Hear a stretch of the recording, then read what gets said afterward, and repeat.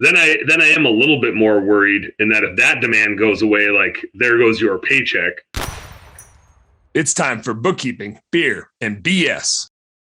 To what James had said earlier before he had to jump off, what he has found is that he wins by like doubling down when everybody else is kind of getting clammy and tightening up. Derek, who's my business partner in Cincinnati, said the best growth he ever had was during the 2010 recession. Labor was easy to find, and I'll explain why I think this is the case and why I don't think we should all like Darren said. I don't think we need to be worried. We need to be thoughtful, and there's something going on, and we should be diligent about it and thinking about what we're going to do about it. But worrying is not the thing to do about it. But back in 2010, Derek had said he had the best employees he ever had. And when you have the best employees you ever have and they show up every single day, it sure as hell makes you a lot more confident in marketing and getting aggressive on marketing and going and finding more clients. And right now, I know for a lot of our businesses, we've had to get way less aggressive on marketing because we don't feel confident that we're going to have enough good employees in some locations. And man, I'll say the number one thing that has slowed our businesses down from growing has not been a lack of customers. It's always been a lack of employees ever since I started. And we have a recruiting company. Like we can go get employees, but keeping them, especially in maid service, like keeping them and keeping a consistent level of service with a bunch of new, like a high turnover business has always been the thing that slowed our growth. It has never been marketing. It's never been sales. It's never been our ability to convert leads into clients. It's always been our ability to keep sending the same home cleaner to the same house over and over again, because that's what the customer wants. And that's hard to do. That's going to get a little easier to do if we do have a recession. Mm-hmm. The marketing will get harder, but that's why I know Michael. And that's why we use Click Call Sell, is so that we have somebody in our corner that's dialed in on the marketing.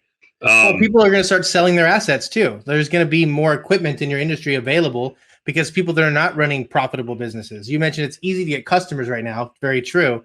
Or it has been up for a lot of people up until the last few weeks.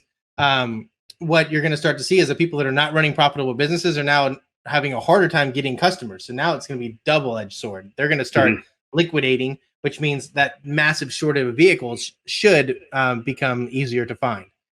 Yep. Trevor Taylor says best year in business right after the start of the pandemic. I say double down. I think part of it too depends on how many employees you're running with right now. If you're a solopreneur and it's you and you're just generating enough demand for you right now, then I am a little bit more worried in that if that demand goes away, like there goes your paycheck. Mm-hmm. If you've got more employees, you might have to like lay some people off and change part of your business structure to align with the amount of demand that you see. But you maybe have a pretty big client list built up, like Trevor said, a pretty loyal client list, and so you're not too worried about losing those. And you have more levers to pull, right? You can match your capacity and demand a little bit easier.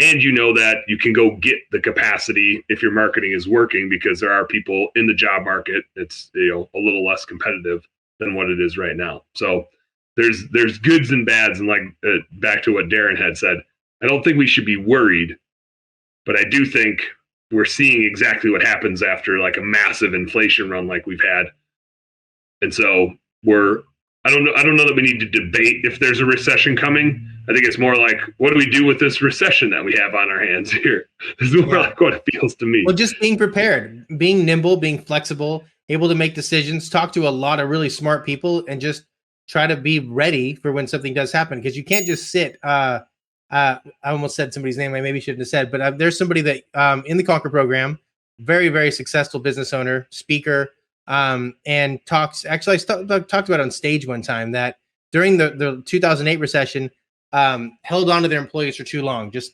wanted to just keep them, feed their families, take care of them, went bankrupt because they just refused to adapt to the market and the changing times, and ended up paying all the employees to bankruptcy, to where he lost it all and had to start over again. So just be prepared and know that your business needs to survive. The game theory, business is an infinite game, and we're just playing in this like world of business right now. And we're snap, it can go away. So just know how to adapt and react environmental things that you can't control, and be nimble and able to move quickly. Otherwise, you don't make a move, and you got 6 months of operating expense you have in your account. Hopefully, it's only 6 months. If you don't use that wisely, it's gone.